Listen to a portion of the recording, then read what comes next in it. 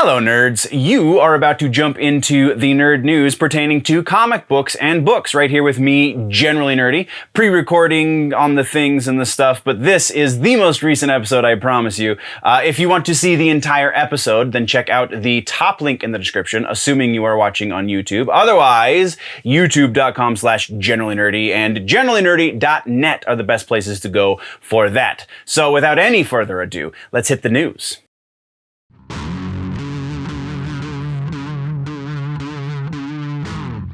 All right, so comic books and books is our next section, and we actually have a section here today, so that's awesome. Our first piece comes from a publisher I honestly hadn't heard of before this story, Ablaze Publishing. They're publishing a new book called Animal Castle, which should sound familiar to you literary-minded nerds, because it's a play on Animal Farm, which is a George Orwell book, which this is apparently pretty loosely, but still based on the George Orwell original. It has similar themes.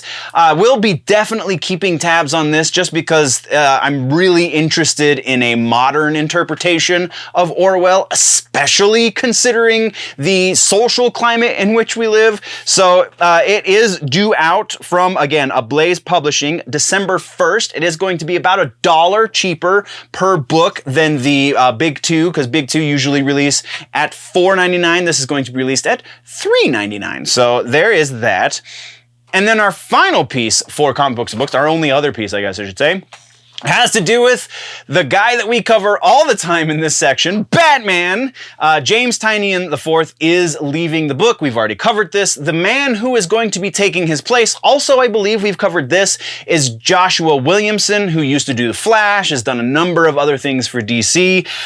Williamson will be picking up in December with number 118, and he's introducing a new villain to Batman. That's why this is not a follow-up, because we have an announcement of a new villain for Batman. The name of the villain is Abyss. It has very Phantasm feel based on the artwork, which if you're watching should be viewable above my shoulder. I guess it's that side. So I'm really interested to see where this goes. If it's going to be an existing character in the Batman canon that they're just repurposing, as they have done a number of times in recent memory. I hope that's not the case. I hope this is a brand new all-original villain. I don't have the highest confidence in Joshua Williamson's writing, so I don't think that's exactly where they're going to go, but there is that possibility. So that's all we have for that, and that's all we have for comic books and books. So let's move right along, shall we? Once again, this was the comic books and books section from the Week in Nerddom, a much larger show that I do twice a week. So you can go find the most recent episode if you follow the link in the description, or if you're not watching on YouTube, then just check out youtube.com/generallynerdy or generallynerdy.net, or to get behind the paywall, patreon.com/generallynerdy, not paywall.com. Wouldn't that be a thing? Anyway, thank you very much, nerds. We are going to head out now. Before I go, always remember that if it's generally nerdy, it's probably here.